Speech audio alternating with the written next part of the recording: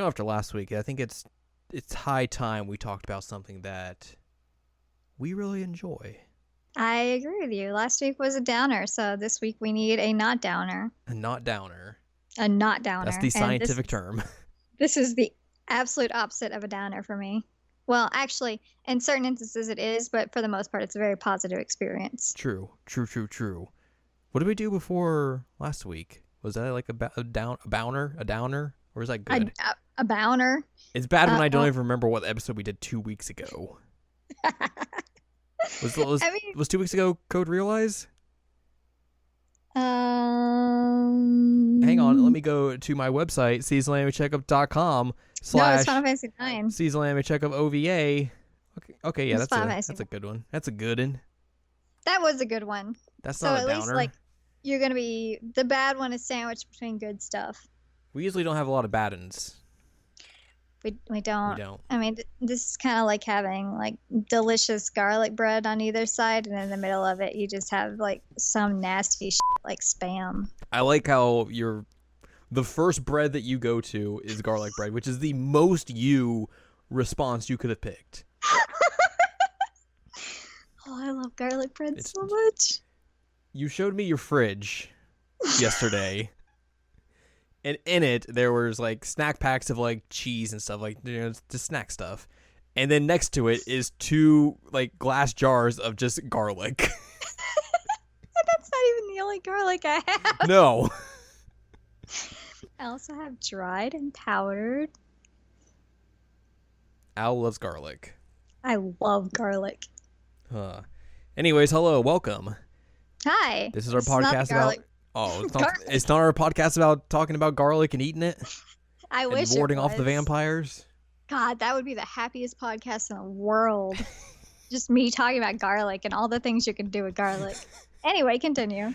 This is the Season Anime Checkup OVA, episode number 44. Double fours. It's 2 4s. That is what that means, Yeah. yes. This podcast is where we have conversations about anime, video games, and manga. I'm Jared, joined by the garlic-loving sensation herself, and Ladyem. Hello. And today, we are going to discuss an anime that recently was released for the first time in North America, despite being out for, 5 years? Mm-hmm. Just now getting licensed and brought over. We're going to be talking about one of the best shows that Kyoto Animation has done, at least in my humble opinion. We're going to be talking about Hyouka. Hyouka.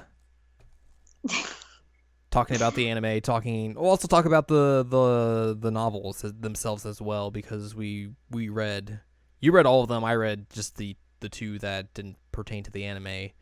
Mm-hmm. So we'll dive into those in a little bit, and I guess before we talk about those, we'll give a little bit of a brief spoiler, just in case like someone's out there and they don't want to know what's in those novels for some reason or not. They just haven't read them yet. Better to be safe than sorry. Yeah. But yeah, this got licensed by Funimation like I think earlier this year, and I literally freaked out because I was like, holy shit. I never expected Hyouka to get like brought over and also dubbed into English. Like, the thought of that was crazy because it'd been so long. Because like we said, this show came out in 2012 when it originally aired in Japan. And usually if a show isn't, licensed within, a couple years, usually it's more than likely it's a lost cause. And it's not going to get licensed unless like something just a miracle happens, or it's like enough fan reaction to it, or it's like, oh, it's the anniversary of blah blah blah, so we're gonna license it and bring it over and all that jazz.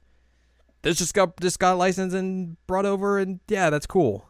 It's real weird, but it's super rad. I didn't watch the original, so you told me recently, you're like, hey, you should watch this. And I was like, yeah, okay, whatever. I'll give it a shot. And then, like, because I can't do anything half-assed ever, I watched one episode and I'm like, well, now I'm hooked. I gotta watch the whole thing in, like, 2 days. Well, And the first you were half in like trying 2 days. Right. the first half and in the first like 2 episodes of the second half. Right. Um, you're like, oh, you're way ahead of me on this dub now, and I'm like, yeah, sorry, I didn't sleep. I don't know. When I get really attached to things, I just don't ever quit. Right. So I really, really, really liked it a lot. And as we mentioned, I watched the English dub, which is phenomenal. Yeah, I was very surprised by it because you look at the cast list and it's a lot of people. There's some names in there, but like for the main cast at least, like a lot of them like they don't have Wikipedia pages, and they're just not recognizable names that you would probably know perhaps in the English dub scene. So looking at that, I was like, is that worrisome? Is that like a bad sign? Considering this show's old and they're just now bringing it out. But then like you watch a couple episodes and it's like the performances are very good. The voices are very good for those characters, and it's surprising how well the dub actually is. Like that's not saying anything bad about like dubs or anything. It's just I was genuinely shocked at how good this dub was. I remember texting you like within the first couple episodes. I'm like, I don't know who voices Hotaro, but he's amazing. Mm-hmm. Like he is a really, really good voice actor.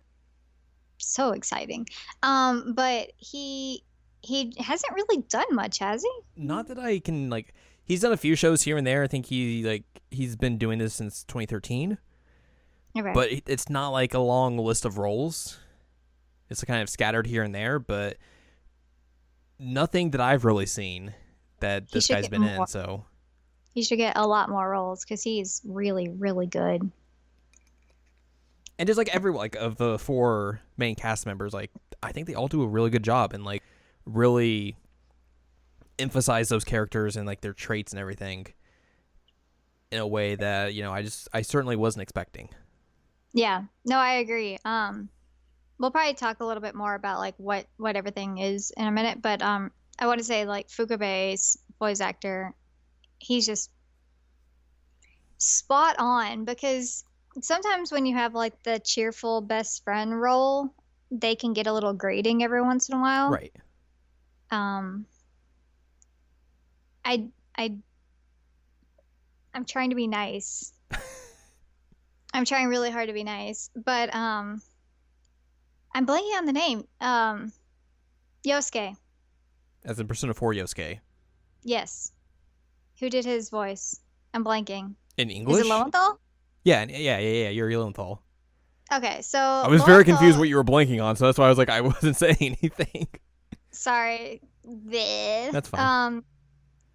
He's a really good voice actor. We know that Yuri Lowenthal is a really good voice actor, but every once in a while, it's Yosuke. You're like, you should maybe not. Like the character of Yosuke is problematic at times. Well, that's true.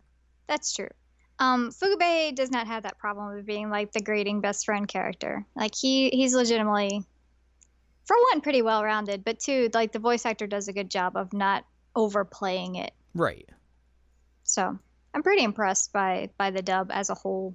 And you had mentioned to me before we started recording that our old pal Kirigiri is in here. Mm-hmm.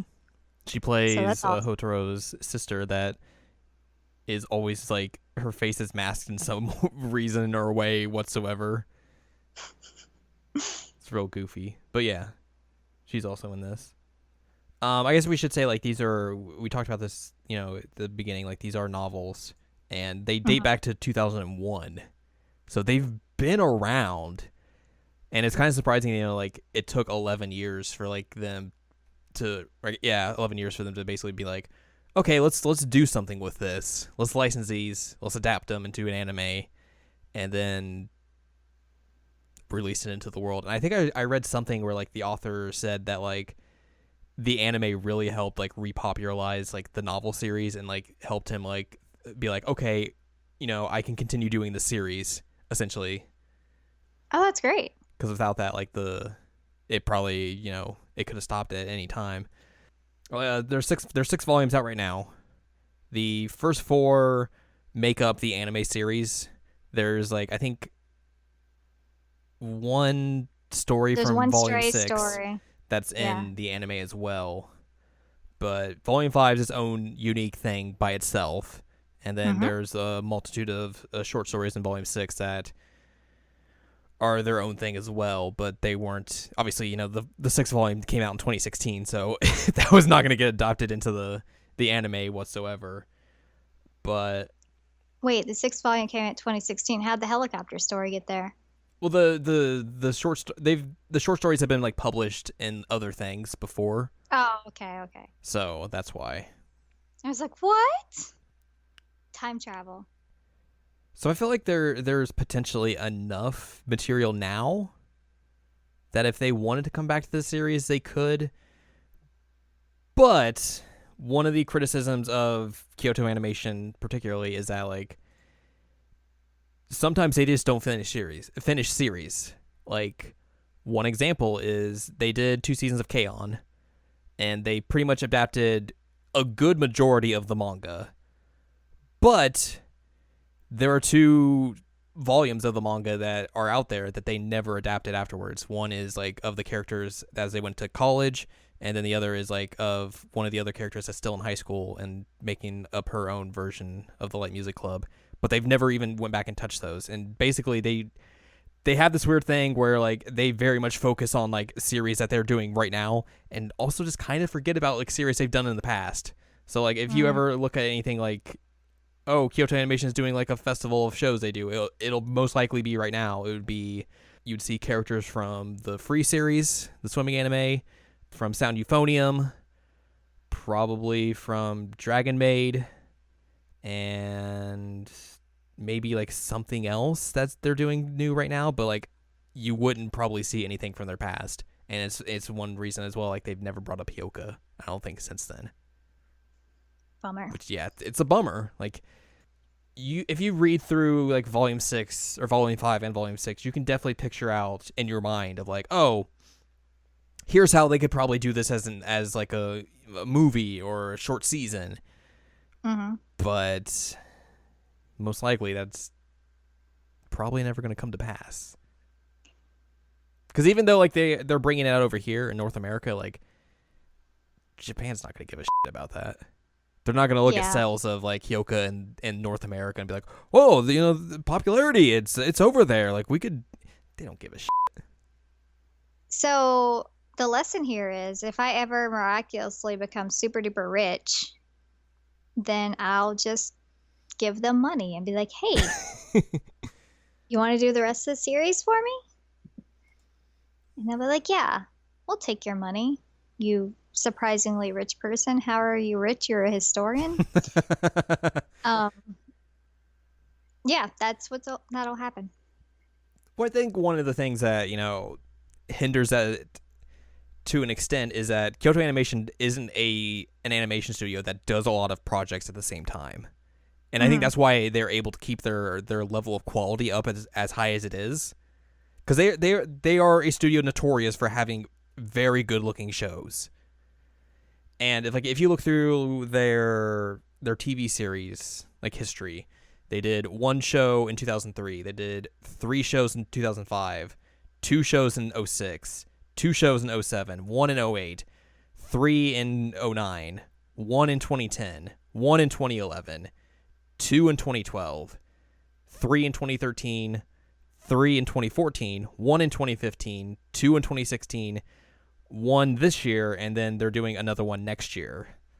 Of course, they've done like films here and there as well, but even then, it's not like they're cramming in so much stuff. And a lot of like their film material is like, here's basically a condensed version of the television series. Like, I think the amount of like actual films they've done that isn't like a TV compilation is like 1, 2, 3, 4. Count that 5, 6, 7, 8, and then maybe 9 and 10. So like 10 out of 2, 4, 6, 8, 10, 12, 14, 16, 17. So like a little bit over half is like actual new material and not just compilations. So like their workload compared to a good majority of other studios, is significantly, lighter, but that also gives them more time to make their shows look great and give them that animation quality that a lot of other shows aren't necessarily going to have. But at the same time, that means you're only focusing on a few shows at a time. And if those shows are become, hugely popular, you're going to stick with those series compared to, maybe going back in the well to something that you did a few years prior. Yeah, but did you see they did Dragon Maid? Yeah. Ugh. There are some questionable things in their library, let's say. Do you remember the video clip going around that was, I think, from last year of the show where it was this big-breasted young lady doing like limbo and like she had to swing her boobs to get under that? That's from Kyoto Animation. Which is weird because like this show is super duper respectful. Mm-hmm. Well, but then again, the source material is super duper right. respectful. You can't necessarily like blame it on the animation studio if the source material they're working off of is kind of, not as respectful as say other things are. Still gross. It's still gross, but like I would say it's a very like minority thing, not minority thing, but small, minute thing that they do shows like that. Like I think I could probably count on just one hand alone of shows that are like that they've done. Most of the time, it's like it's very good stuff. Like there's a lot of stuff in their catalog that I personally enjoy. Okay. So I can't consider Dragon Maid like a pretty show. I mean, I never watched it, so. I've seen clips. I haven't seen the whole thing, but it's definitely not on the same level as this. Yeah. Which you've already mentioned it, but like, holy crap, this show is pretty. Mm-hmm. And it's especially because it's a show from 2012, and it still looks great today. Yeah. Which I think is like, it's another thing to just point out how well they do animations. Like, you can look at a show 5 years ago, and it still holds up today. Like, you're doing great work then, if that's the case. Like, some of the stuff they did for, like, the first 2 seasons of Sound Euphonium are just astonishing of how well they look. Like, there are scenes in that show that are just amazing. And it's like, you can tell, like, oh, they really focused hard on, like, this scene in particular because it looks crazy compared to everything else. But still, like, in terms of like quality, it's the same all around. So they're very good at what they do. I think that's the short end of it. Yeah, I mean, the only thing that I can really think of on this series that was somewhat questionable was the first ending credits. Yeah. Yeah. Other than that, like, there's a few times, like, there was a OVA part where there's bikini, but like that wasn't really done in a way that was gross. It was done in a way that was like, he's a teenage boy. It wasn't necessarily like super objectifying. Yeah. It was just like, here's our token beach episode, except at a pool. And like there was actually a hot springs episode that wasn't horrifically nasty. Imagine that. And it had some real funny censorship. It did. It really, really did. Oh my god. I forgot about the censorship. How do you block out a butt? Well, just have this little kid walk by. Yep. Here's a bucket. Here's a bucket. Can cover the junk. It's good. It's really good. Very good. We should probably give an overview of what the heck this show is. Yeah, probably. That'd probably be a good idea. So Hyouka, particularly, like, it's the anime is kind of set up into like chunks of little mini arcs here and there, and a lot of it revolves around the main character Hotaro going around and solving various mysteries that come to the classic literature club's attention. And I mean, it's not like someone got murdered, you must solve the mystery. No, they're like small mysteries around the school or in their everyday lives and that kind of thing that he's just really good at observing and figuring things out. Mm-hmm. So like one of the early ones is figuring out what happened to Chishanda's uncle and also the origins of Hyouka, which is the classic literature club's anthology that they put out Yep. each year. So like the first couple episodes are basically based around that and trying to figure out, okay, what happened, 50 years ago that caused this to happen, that caused the students to uproar and blah blah blah blah blah blah blah. And basically it's the four main characters, Hotaro, Chitanda, Satoshi, and Mayaka, coming together trying to figure it out, but it's usually Hotaro who's like comes and brings it all together and figures out everything by piecing it all together. Yep. That's the main and the short of it. It is. And I mean, one thing that happens is like the very first arc that you get is Chitanda meeting Hotaro and then realizing that he's good at this kind of thing. Mm-hmm. And you end up getting... She has catchphrases that are different in Japanese and English, but right. Basically Chitanda has a big sense of curiosity. Yeah, pretty much. And especially because like it's in direct contrast with how Hotaro is as a person. Yes, because Hotaro has a motto. Yeah, it's like, if I don't have to, I won't. Essentially, like he doesn't want to like give off extra energy if he never has to.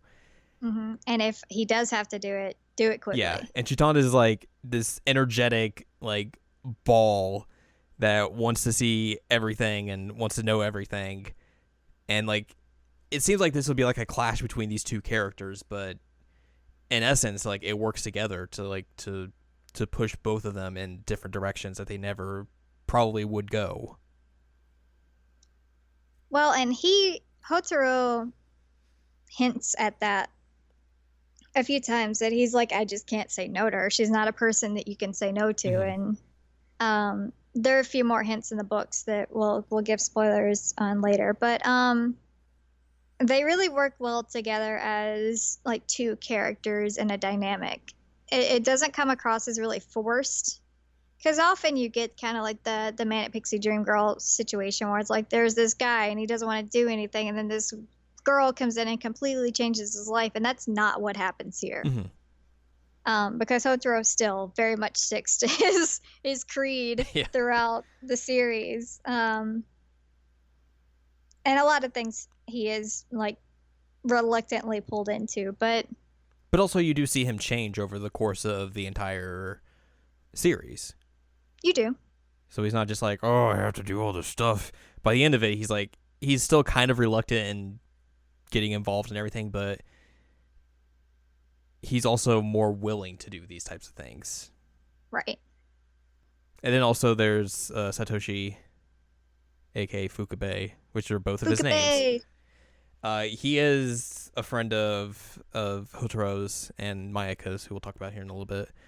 He basically calls himself a database, and that he's knowledgeable in a lot of things, but that's it. He's a jack of all trades, master of none, which I think he says at one point. And he says like you can't solve everything with a database, because he's the worst student out of the four of them. Mm-hmm. He just knows stuff, and he knows a lot of random stuff that like he'd be a really good person to have on a trivia team. Right. Even though he loses trivia during the Culture Festival. He does, but he did really well up until the last question. That's true. And actually, if you read the book, which this isn't a spoiler because it happens in the anime too, if you read the book, then he actually knows the answer and just doesn't press the buzzer in time. That makes sense.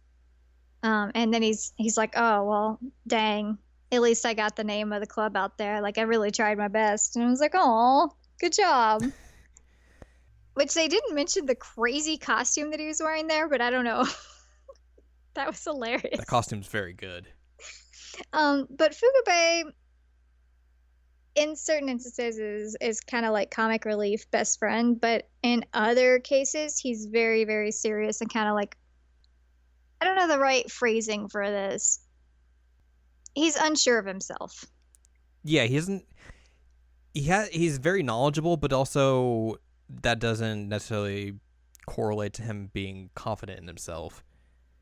And I think you see that particularly at the end of the Culture Festival arc Mm-hmm. when he's trying to figure out the mystery of Jumanji and kind of running parallel to Hotaro, and as they're both trying to figure out, he's desperately trying to figure it out himself, just to be like, to prove that, oh yeah, I can do this too.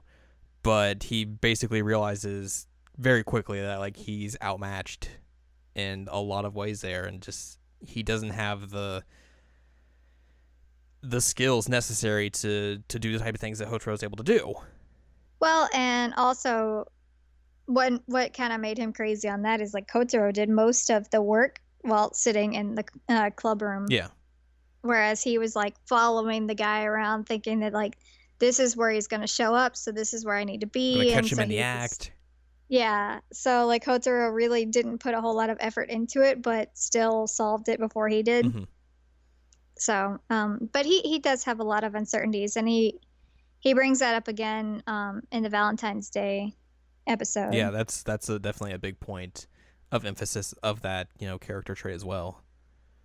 So I like it because he is kind of a foil to Hotaro in the sense that he's kind of like the upbeat best friend type thing, but he's also really, there's a lot more to him than like the shallow, like, yay, I'm the comic relief character. And even though like he has like that tendency to be like, oh, I'm the comic relief character, he's very reliable as well, which sometimes isn't necessarily the case if like your best friend's, the upbeat, quirky comic relief character. Like, like in a pinch, like he's gonna come through for you, or he's gonna be able to help in some way that necessarily someone else in the group isn't going to be able to. Mm-hmm. And then we have Mayaka. I would say, which kind of brings us to Mayaka because they're very intrinsically related in the story. So Mayaka is the last to join the Classic Literature Club because she basically has like two other things that she's doing at the same time. She does library duty and also is in the manga research club. And she's been in classes with Hotaro since elementary school, so she knows him. And basically, I think she says at one point, and I think it's in one of the later volumes, but she joins the Classic Literature Club just because Fukube's there. Fukube, yep. That's the whole reason she joins. Because she has a crush on him. The most crush. But also, like, when she's there, like, she becomes real good friends with Chitanda.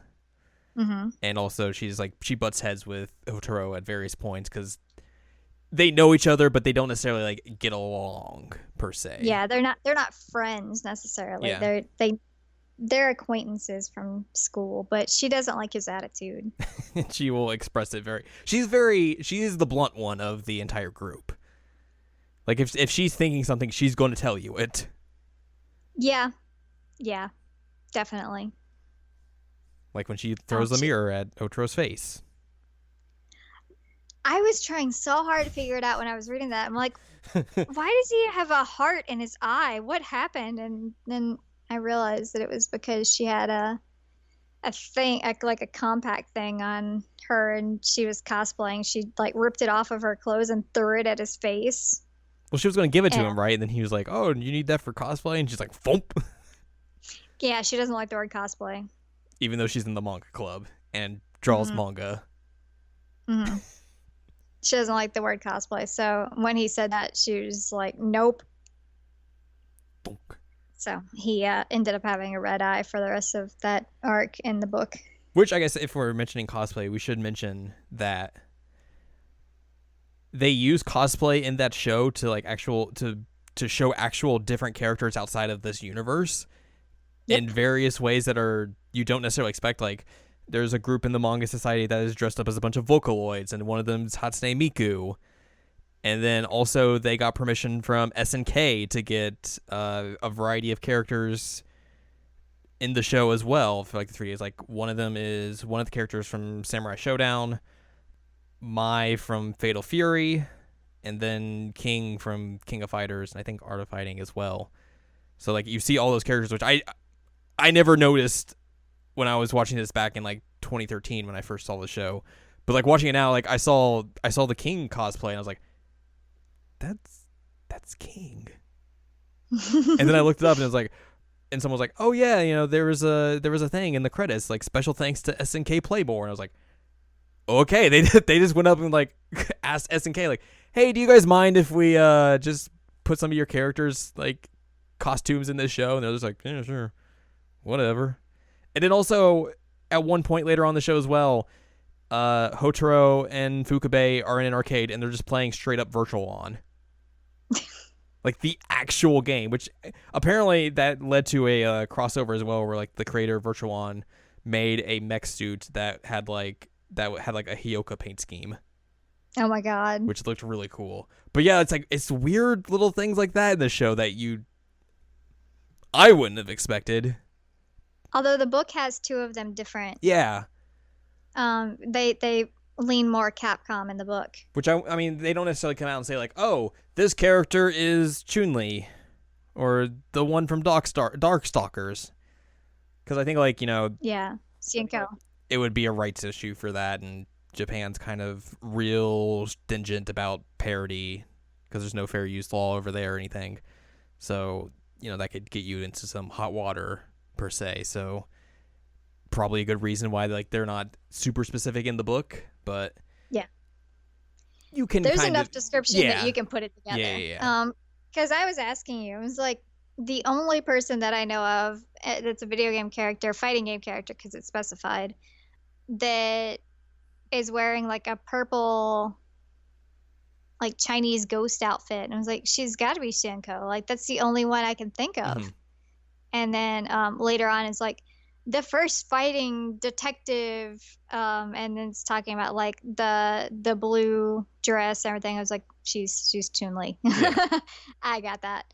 So they use description in a way that you can put it together. But I thought it was interesting that it leans Capcom in the books, but it doesn't in the anime.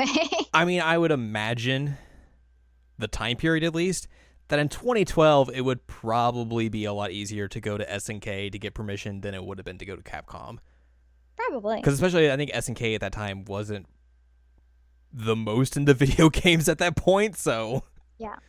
and Capcom was like riding high on like Street Fighter 4 and all that sort of stuff, so Capcom was actually kind of healthy at that point compared to now, so whoops. And then Mayuka actually cosplays as 3 different characters, and I didn't know a single one of them. They're like very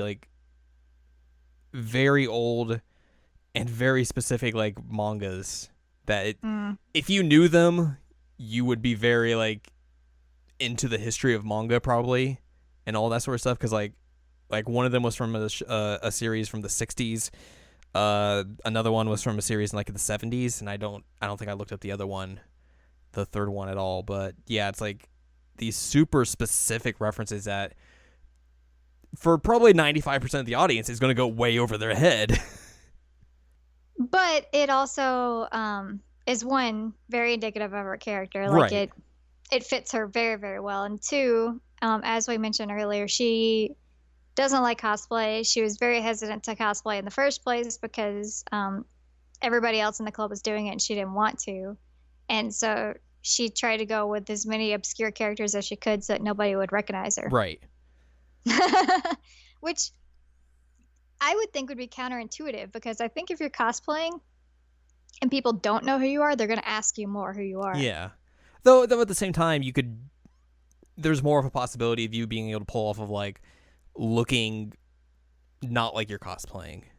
Yeah. So for like people outside the club, they may not have known per se that, oh, this girl's cosplaying as a character probably. It could just be like, she's got some goofy outfit on. I think the cultural club arc was my favorite. Yeah, I would tend to agree. Because I feel like it was really, really fun. it's the strongest arc out of all of them. And also, it's just a lot of fun, I think. Because you get to see like a bunch of different clubs throughout the school. You get to see all the characters kind of going off and doing their own thing and exploring like just different aspects of the cultural festival as well. And I have 2 new reaction pictures in my folder from the cultural festival.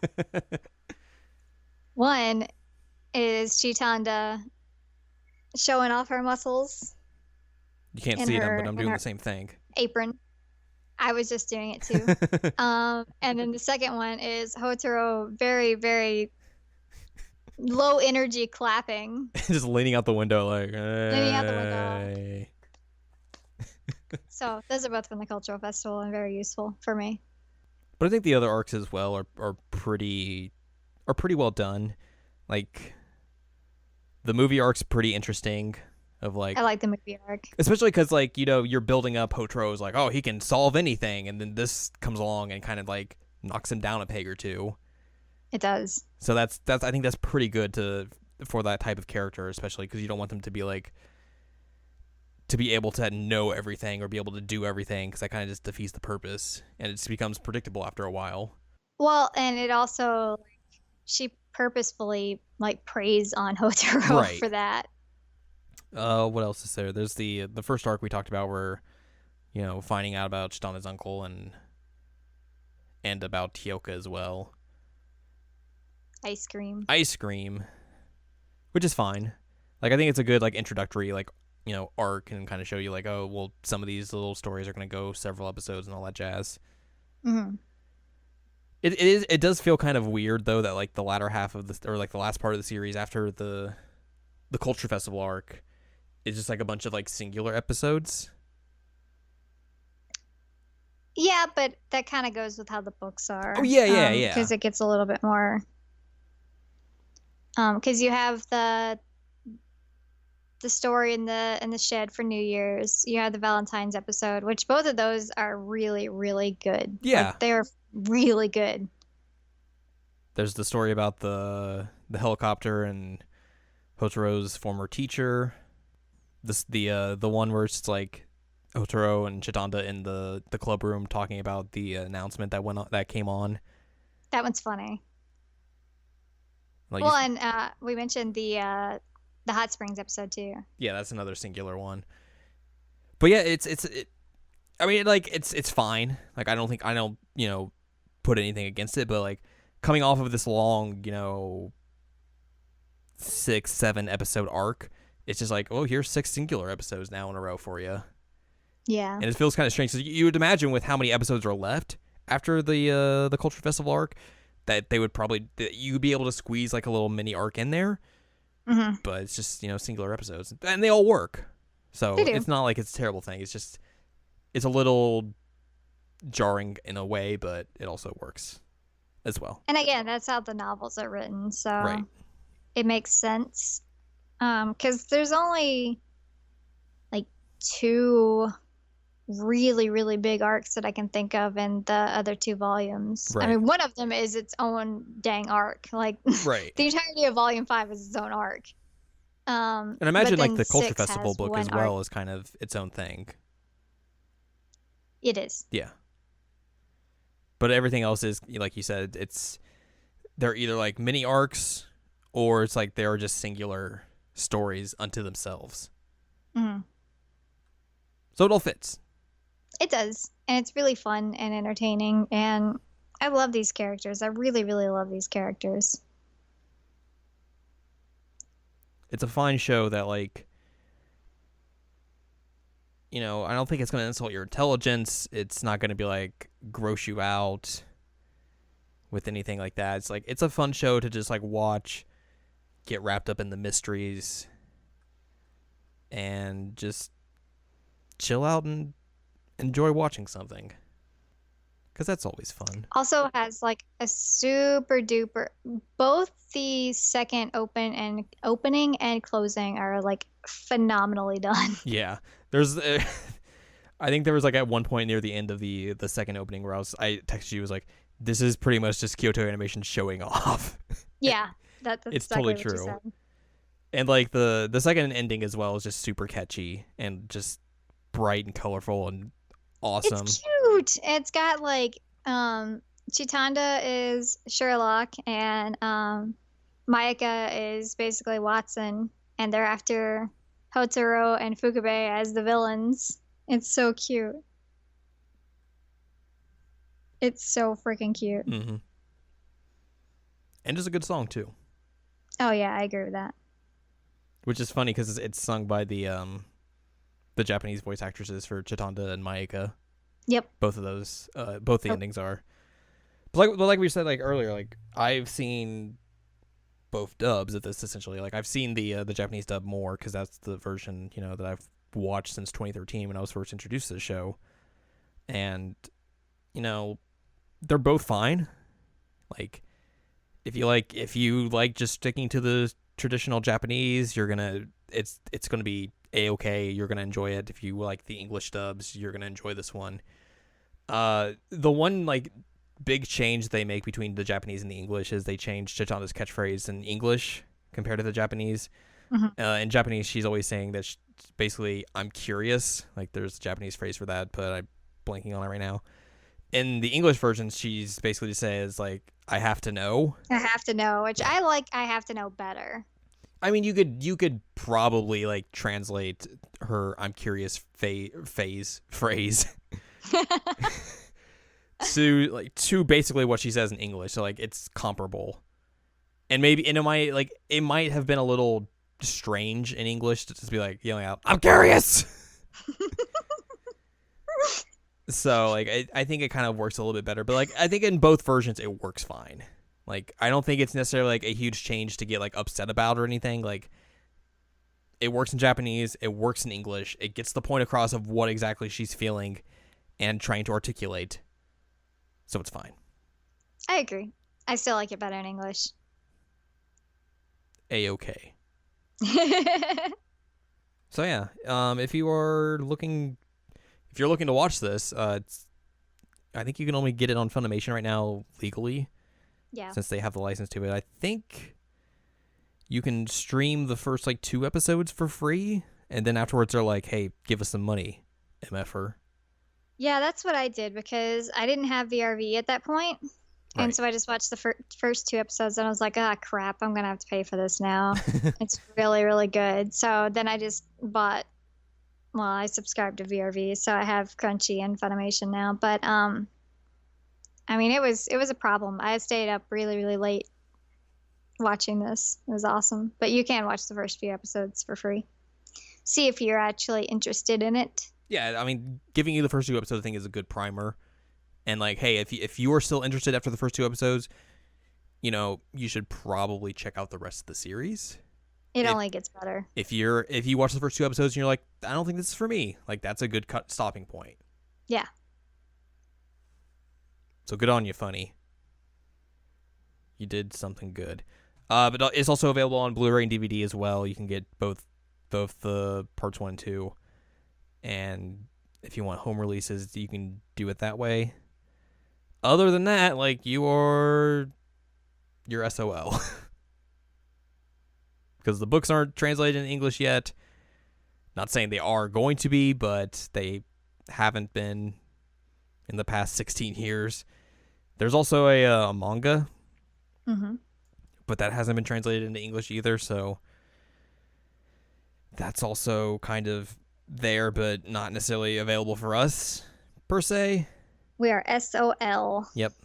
And then also there's a live-action movie coming out, I think, later or next month in Japan.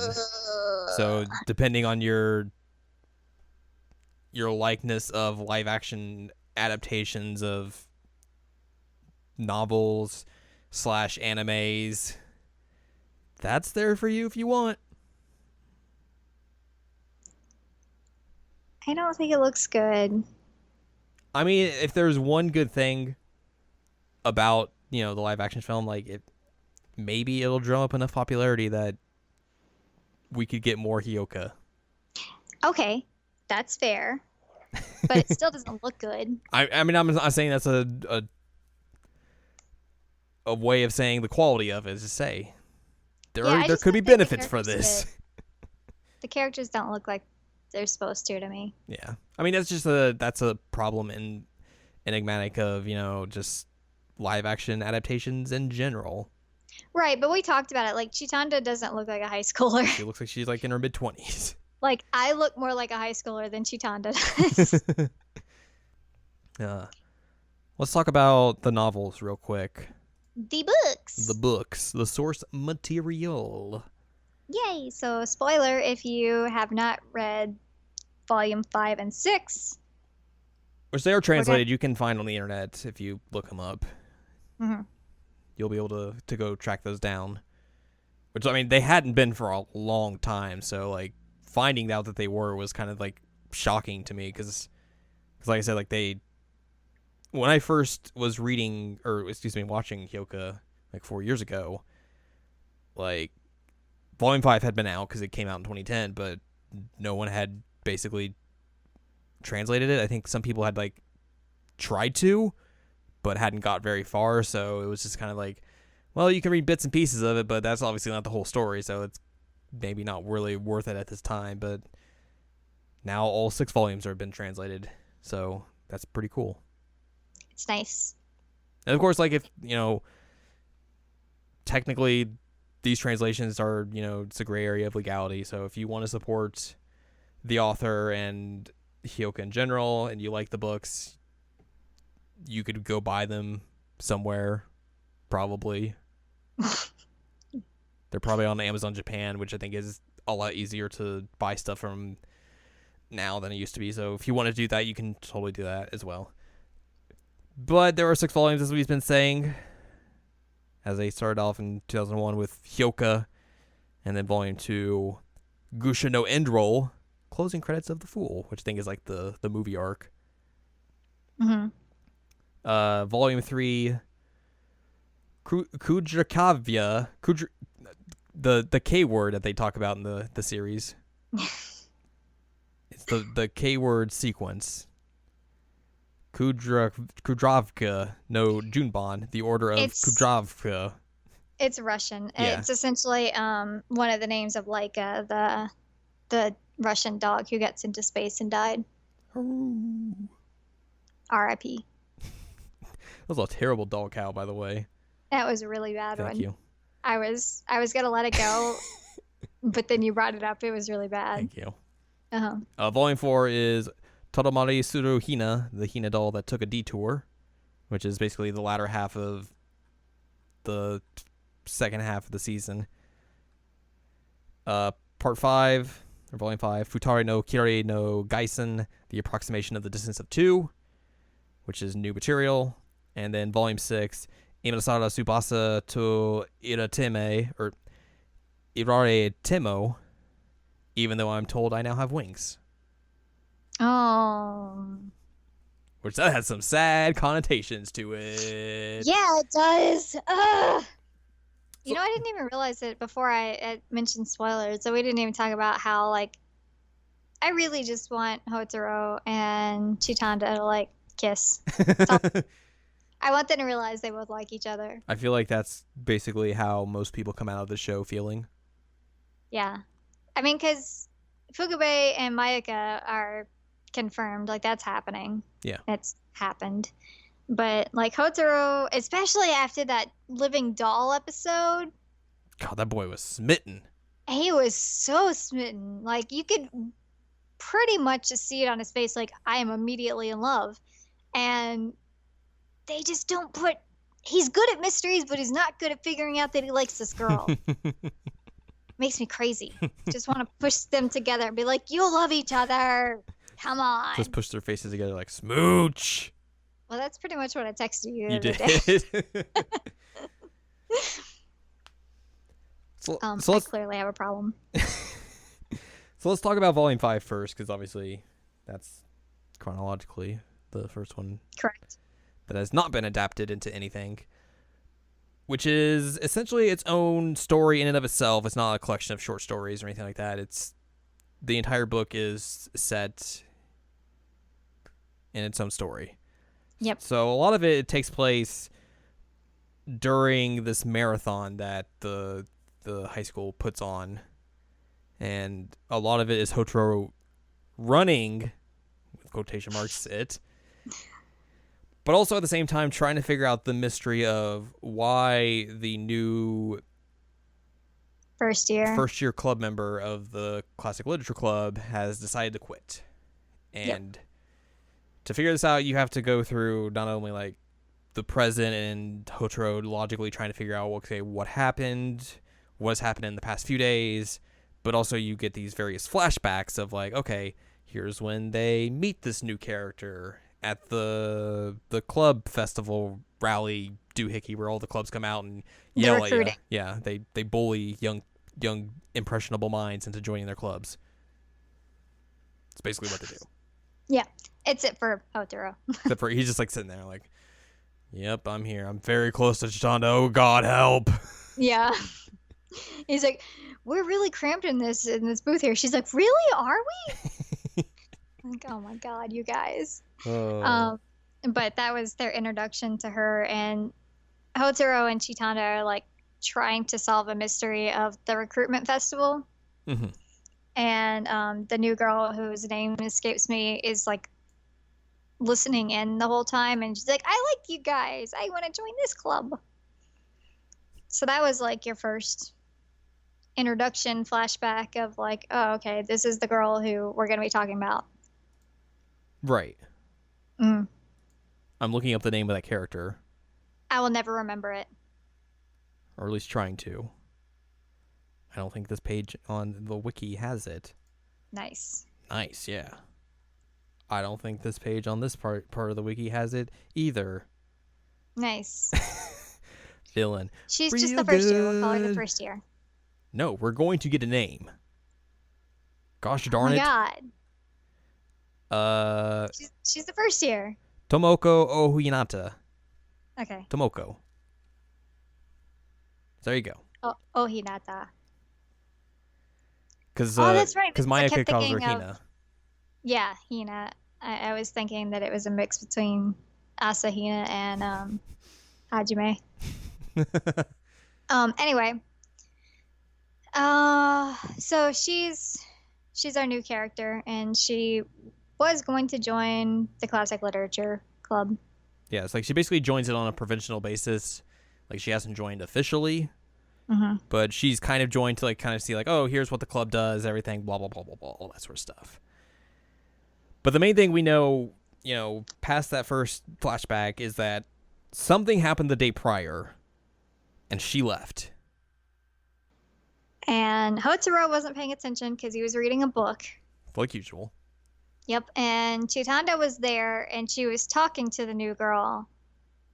And then something went wrong, and then she was leaving, and she seemed upset, and she ran into Mayaka. And there was a miscommunication as to what was actually said, but something was said to Mayaka about Chitanda. And so Chitanda blamed herself for another reason as to why this girl left. So it was just this really complicated situation of everybody's like, what the heck happened? Right. So you have like Hotaro running throughout the marathon. Running. Running. Fukabe is on a bicycle because he's like a staff member for this event because he's on like the general committee and they're running it. So he basically just bikes around and makes sure people are okay and not dying or faking they're dying. Yep. Hotaro's main strategy for this race, or this marathon, is essentially run slow enough that eventually I will be able to talk to everybody that I need to talk to.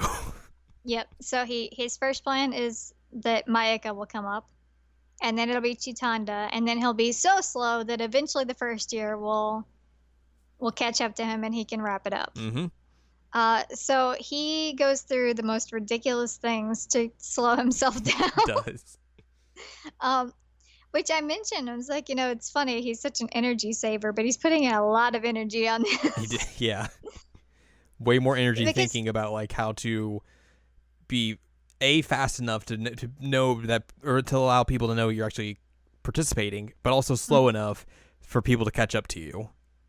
But it's funny because like his motto is that if he doesn't have to do it, he won't. But if he does have to do it quickly.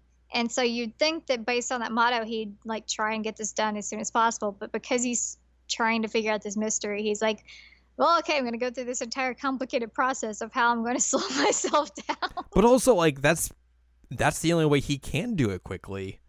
Because it's not like he can go start running backwards because they would probably be like, hey, why are you running backwards? Go back the other way. No, I mean, like if he had not changed at all from day one, he would have just run the marathon and be done with it. But he because couldn't. Because he had a time limit on himself as well. Because at the end of the day, I think is the last day that the club submission forms are due. Right, that's what I'm saying is that if it had been day one Hotaro that we first meet, he wouldn't have cared. But since he's changed a bit through the series, he does care and he wants to know like why did she quit? What happened? Right, So he right. actually has his own like morals here. He's following his motto, but in like the most convoluted and complicated way possible. Which he notices a few times throughout the volume 5 and 6. He's like, yeah, I'm following motto, sort of. But yeah, this one was very complicated how he was making it work. Yeah, and also you have like all the flashbacks as well intertwined, so it makes it even more complicated. Like you get to see them all celebrating Hotaro's birthday, even though he's like, I'm just gonna lounge around all day. Oh no, there's people here. What? I love that his response when he looked out the door was, "Oh shit." Yeah. That was the best part. It was funny, and I still can't get over the fact that they're all older than me. Because, like, when I watch the show, I'm like, oh, they're in high school. So they're much, much younger than me. But then, like, when I was reading through the book and I did the math, I'm like, wait a minute. Hotaro's my brother's age. Hotaro's 4 years older than me. Yeah. What? It's weird because you have to basically factor in that, like, they were first years in the story in 2001 if you 2001.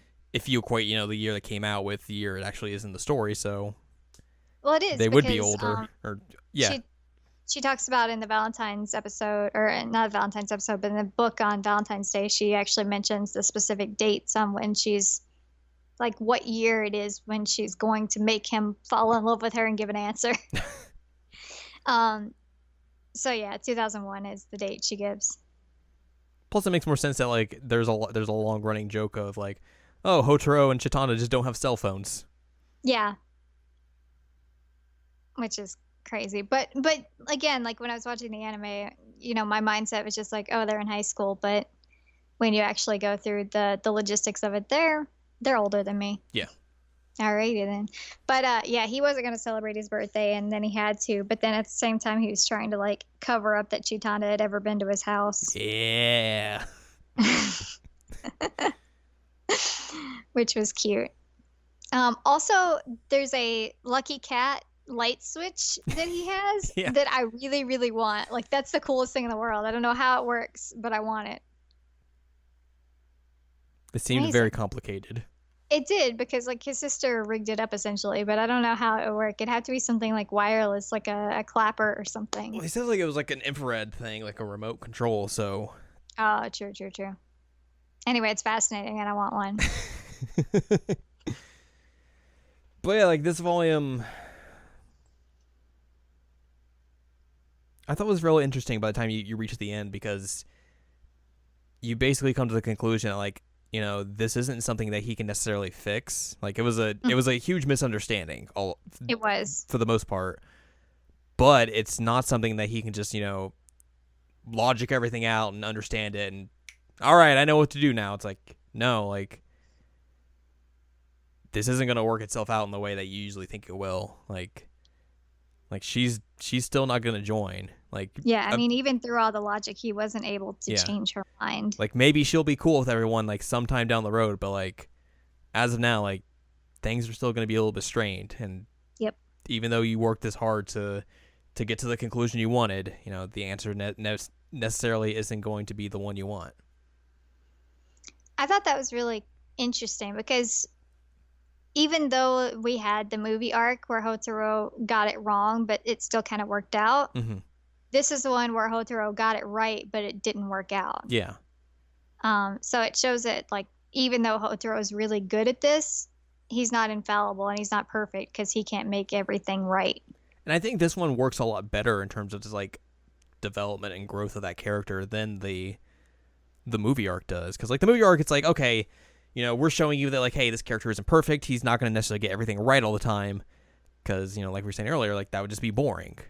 Right. But with this, it's like, hey, you can logically suss out anything and get it right. And, sometimes like it's going to lead to something that's good and it's going to be the answer you want. But other times you can figure everything out, but the truth is not going to be what you want. You're not going to be able to fix that truth. And, you know, not every answer is going to be a positive one. Yeah, I mean, it's kind of like there's a quote that is something effective like you can do everything right and things will still go wrong. Yeah. And it's kind of the same situation here. I mean, it's not like it's a horrible, horrific thing that occurs at the end, Right. but it's still not like the conclusion you think is going to happen because you're reading through and you're like, oh, Hotaro will figure it out and it'll get fixed and she'll join. But that's not what happens. Mm-hmm. I like that a lot. It also was a really good lead up to the last part of volume 6, in my opinion. Yeah. I can see that. Yeah. So volume 6 is another collection of like various short stories. So like there's not necessarily like a specific time and place that all of them are set in. Like some of them might be set after, I think there's a few that are set after the events of volume 5. There are some that are also before it, and some that maybe like the time is not necessarily discerned per se. Yeah. But I thought like the variety of stories in that were very like they were interesting, at least. Like, you know, they were little short mysteries in and of themselves, but I thought they did like their job in a fine way. Yeah, like the mystery of how you can fit a paperback book in a pocket. I was very mesmerized by the fact that Hotaro was able to fit a paperback book into his own pocket. It doesn't make sense. How do you fit a paperback into a pocket? I mean, we got us fellas have some big pockets. It's insane. And a lot of But he times could multiple fit his pockets. wallet in one of the pants. So, like, how could you not fit your wallet in one pair of your pants, but you can fit a book in another pair of your pants? I mean, if you look at the anime, like a lot of the books he's reading are like kind of small. Yeah. So like that probably helps as well. It's But, not like, his it's not like a wallet's huge small, full too. length, you know, paperback that he's like just shoving into his pants. Ripping pages out so it'll fit. But still, like I said, other pairs of pants he can't fit his wallet in, so... Maybe he's got a big old wallet. No, he doesn't. We've seen his wallet. Maybe he got a new big old wallet.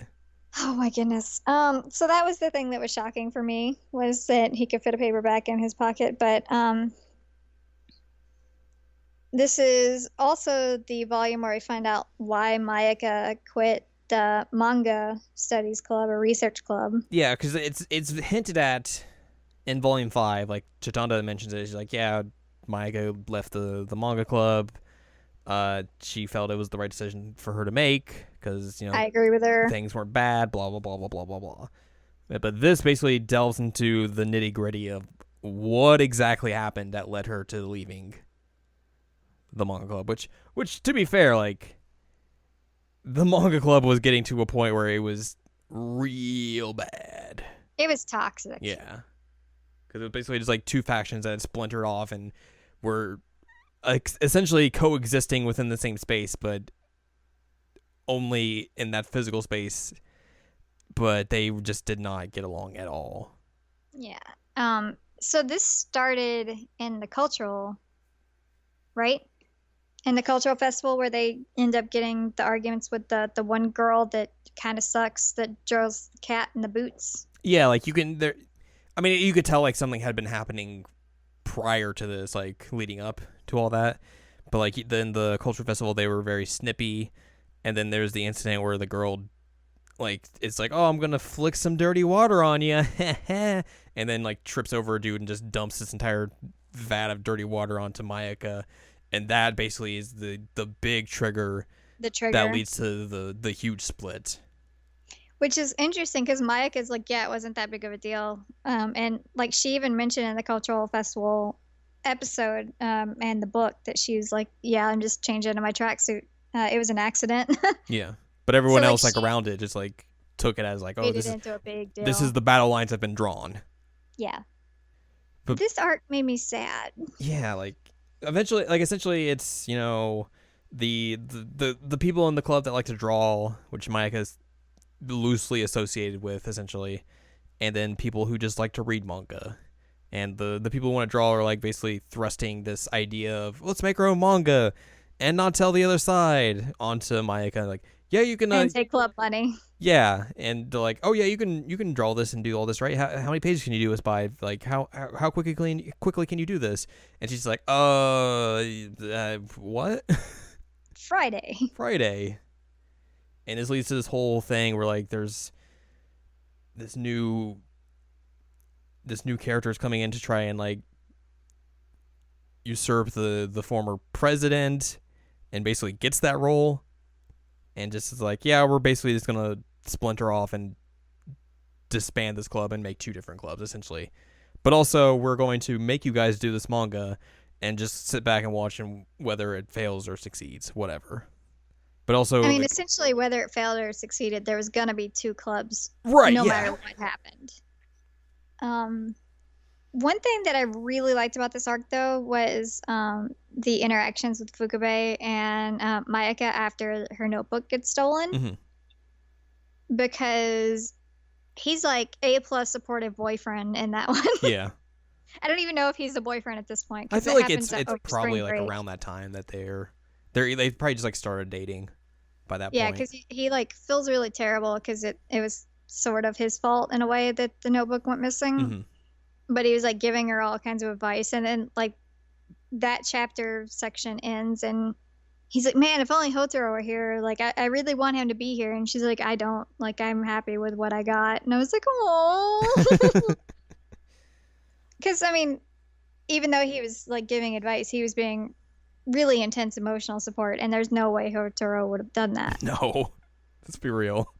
So it was really meaningful to me in terms of like their relationship, to see like he was trying very, very hard, and even then he's like, man, I'm not good enough, like I want Hotaro to be here. And she's like, nope, you're perfect, I'm glad you were here. Yeah. It was cute. But essentially it just leads to like this culmination where like the one character that from the culture festival that she was getting into like the arguments with, like, calls her out inadvertently through like this other party, and like Mayaka reaches the cafe and sees her and like basically just like stops in her tracks. She's like, oh Yep.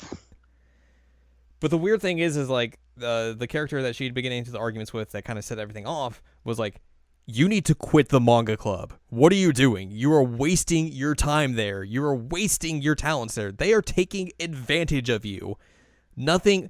If you do this manga for them, nothing's going to change. It's not going to save the club. They are literally just being like, hey, she can draw. She can do all this stuff. We'll just thrust all this onto her and have her do all the work, and we'll take like all the credit for it. And she's like, there's no reason for you to be there. Like, that environment's toxic. That club's going to disband into like separate groups anyways. You are literally wasting your time by associating with those people. But then the thing that really, really bothers me about how this wrapped up is that this girl also essentially takes advantage of Mayaka, because she's like, yeah, look, I got the issue of the manga thing that you keep entering, and look, you didn't win, so that means that you're not good enough. Do you want to team up with me now? And I'm like, wow. I mean, I don't necessarily think it's a way to be like, hey, you're not good enough. Because, I mean, she basically is like, at the end there as well, like, look, if we team up, we can help each other. We can help our weaknesses. We can also help our strengths. We could become like a good duo together. Which, granted, like, is basically kind of blackmailing her into it. I'm not going to, don't get me wrong. But I think, like, there are somewhat good intentions there. I don't know. I mean, the way that she pulled the book out and was like, I already read it. I know what happened. And, like, Micah gets really, really excited because of that. And then she goes through and sees that she didn't win. I feel like that was really taking advantage of her emotions. Yeah, that was not that's fair. And so she used her emotions against her to make her accept the offer. But at the same time, I think, like, Mayaka has seen, like, what this girl can do in terms of manga. Mm-hmm. And knows because it's her second favorite manga. Yeah, and knows that she's good. But, like, so, like, hey, if I'm able to work with this person for, albeit probably a brief period of time, let's be real. Mm-hmm. Like, it will probably help me in the long run. Like, sometimes you have to make, like, those types of, not necessarily the best business decisions, but it might necessarily help you later on down the road if you take this bullet now. I could see that. I just felt like it was really crappy on that girl's part. Yeah, I like mean, it's she totally really, real bad. really Like, took advantage of her. that girl isn't nice. No, she is not a nice girl. Like, and then she basically, plotted this whole thing anyways, like of getting the notebook stolen, plotting the dissension of the manga club entirely. Like, there were a lot of ulterior motives here. She's a mastermind. Yeah. So, like, yeah, I completely see where you're coming from on this. So, Yeah, it was gross, and she's not a nice person. So, but the good thing is Mayaka's out of the manga club. yeah, which again was super duper toxic. And then I think it was afterwards that we got that really cute one where Hotaro goes and helps Chitanda clean. Was it after that the manga arc? It was in the same volume. Yes, it was. I just don't remember where, but that one was super cute because there's this one part in there which I was mentioning earlier. I just want to smush their heads together and make them realize they're in love with each other. They're looking at pictures of him and Chitanda from the doll festival, and they find this picture where like his eyes are kind of like glazed over and his mouth is open. They're like, "Oh, you yawned in the middle of the picture. That's unfortunate." He's like, "That's not a yawn." I was like, "Oh my god, he sees his face. He knows." But it was embarrassing for him. Yes. There was also the story of that was also from Mayaka's point of view, where she's investigating like why her junior high class or middle school class basically hated Hotaro at the end. Yeah. Basically, just because like he supposedly didn't do the work on this big mirror project that their class was doing as like a send off for the class and whatever. But it turns out like he basically kind of messed up like the girl who drew it out, did the design for its plan of saying like this nasty thing about this other girl in the class, and Hotaro kind of found out about it and basically undermined the entire operation and made it so like it said like we all hate the designer's name instead. So I thought that was like real interesting, especially because like at one point Mike is like, someone tells her like, "Oh, I think that was Hotaro's girlfriend," like the girl that was being bullied or whatever. So yeah, that was interesting. But yeah, like the manga episode happens. The other one in this volume is like the council elections one, where like all the fake votes got in there. Oh right. And then the helicopter one that's in the anime is in here as well. We also get the backstory on his motto. Yes, that too. In the cleaning one. That's in the cleaning one. Poor young Hotaro, who was all gung ho. I felt so bad because, like, you realize that Hotaro actually was really willing to help everybody at one point in his life, and he was just like, "Yeah, okay, I'll do that. I'll do this. I'll do whatever you want." And then people took advantage of him, and so he eventually was like, "No, I'm not doing anything anymore. I don't have done. to. I won't." I was like, "Oh my god! Somebody ruined this poor elementary school kid's life." He just becomes so cynical in elementary school. Like, God. Oh, I know, because of gardening. And then his sister was like, "Well, you're cynical now, and you just need to take a vacation." And then like the quote at the end of that, I was like,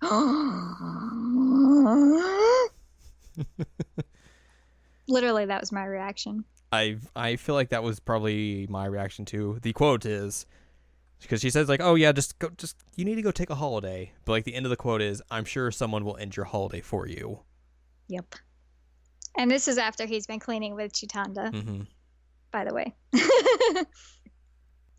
But then comes the final episode or story of volume 6, which hurt my heart. Which you can like, if like very early on, it's like setting this tone of like, oh, something bad's gonna happen here. Like this isn't gonna end well. Because it starts from Chitanda's point of view. Yeah, like she's basically practicing for this recital, and then her dad calls her in, and then immediately it switches back to Hotaro. Yep. And you don't really figure out what's happening. You hear like Mike is telling a story about coffee and sugar and all that jazz, and Chitanda's reading this book that Hotaro kind of looks at but doesn't really pay attention to, but also just kind of notices that she's very out of it. and not really paying attention, which is he feels is kind of strange for her. Mm-hmm. And then basically it's like, oh, here's the day of the music recital that Chitanda's in.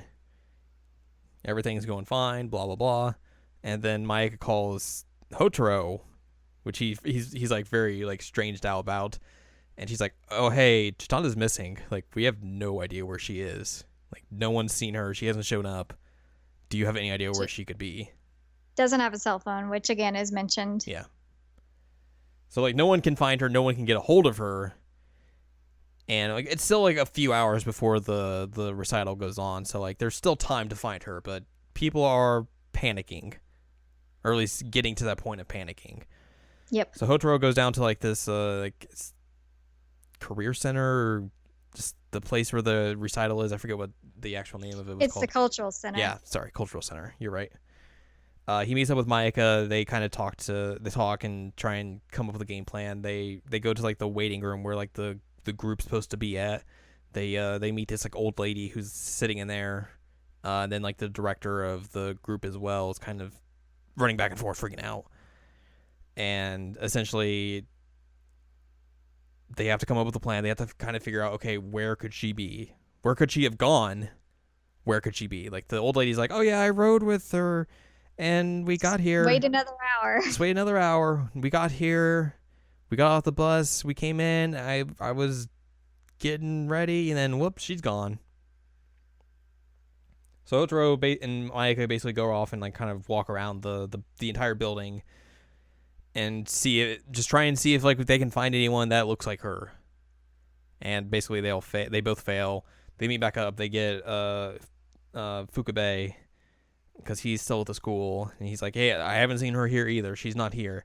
And Hotaro's like, hey, go to the bus stop, give me a pamphlet of all the bus lines and like a map and stuff like that, and meet us over here in like 15 minutes, let's say. Which, this was awesome. I was so proud of him, because he's like, yeah, there's no way he's going to make it in 15 minutes, because it would take him 15 minutes to get from the school and blah, blah, blah. And then like later on, he's like, 14 minutes later, Fukabe's here, and he's just like sweaty mess. Which is funny because he's like, hey, Hotaro tells Mayaka, he's like, make sure you tell him to be careful and not just like speed over here. Yeah. Which he just completely ignores, and it's like, hey, 14 minutes later, I'm here, what's up? Well, gotta go. I gotta go play shogi with this nephew of mine that I don't like to lose to. It was cute. So basically, Hotaro gets the map and like studies it and is like, okay, well, this is evidence. And eventually he just goes back to the old lady and is like, you're lying about this. You never showed up with her.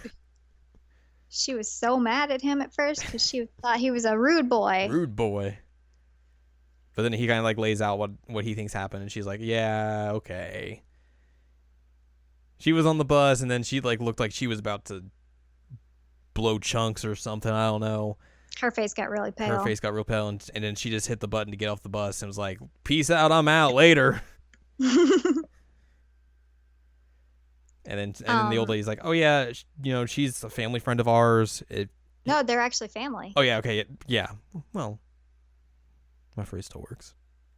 Okay. She's family of theirs, and like, I have the storehouse on my property that she used to go to anytime like she was kind of feeling down or something, or she just needed to get away from everyone. And she's like, okay, if you go take this bus here, take it this route, and stop at this stop, you'll basically see it on the right side of the road, and that's where you need to go. So he's basically like, okay, I'm gonna go do that. It's funny because like he gets outside and like there's a bus just waiting for him, and he's like, this is fake, right? Like, this doesn't happen. It's gonna go the wrong direction, Yeah. isn't it? And then he looks at the sign and says it's going the way he wants to go, and he's like, all right, I'm getting on. And he's All right. like, sounds like I'm talking to the bus, but I'm getting on this one.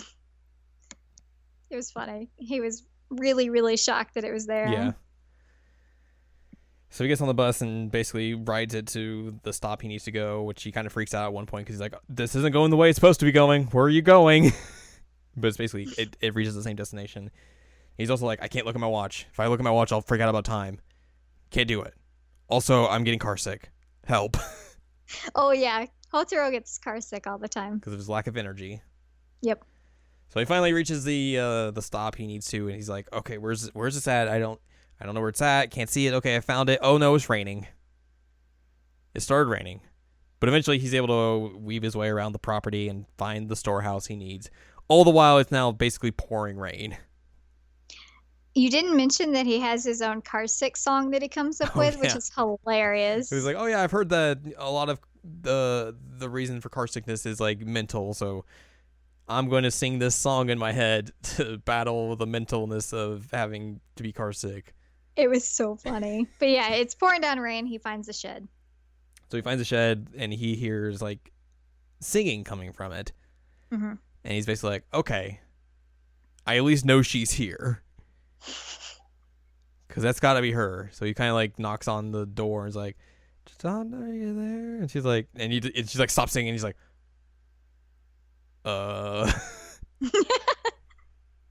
"What are you doing here?"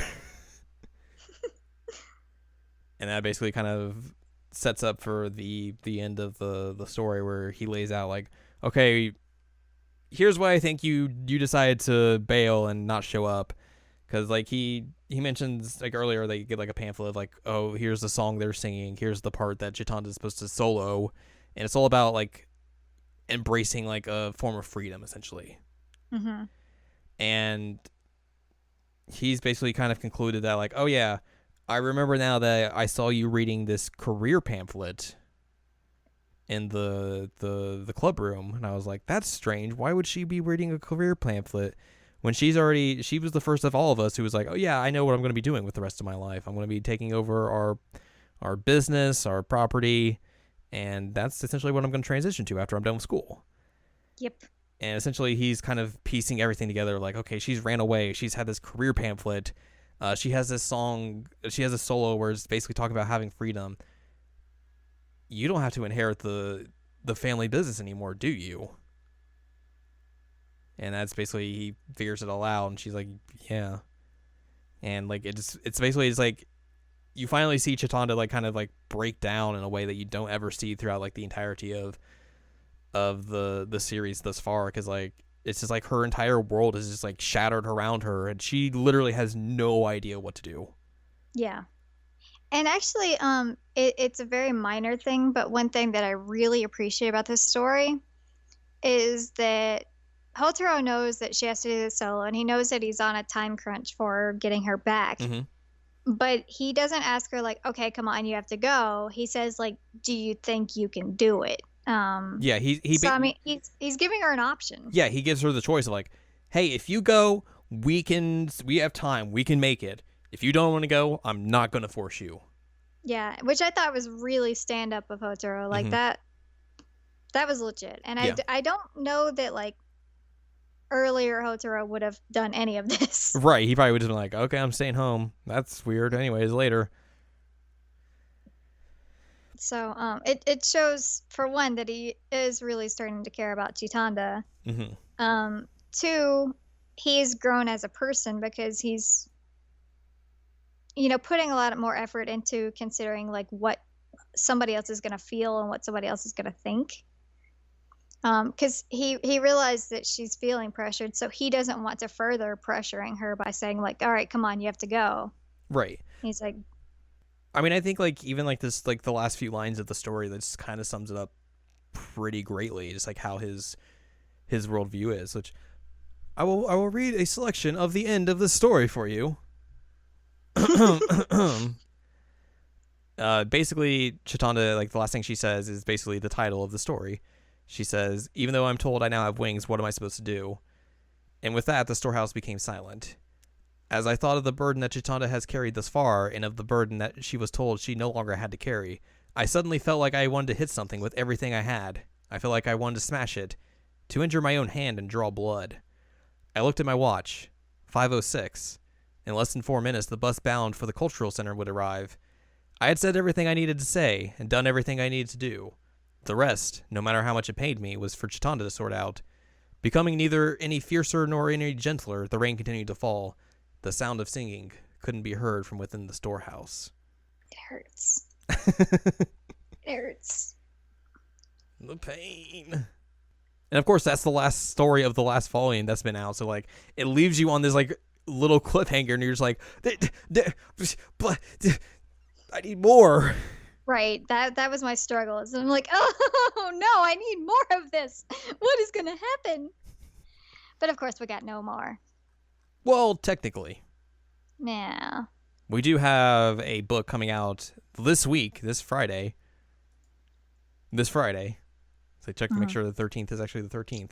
Which it would be Spooky yesterday. Friday the 13th. Would it be yesterday? It is. Yeah, man, it happened yesterday.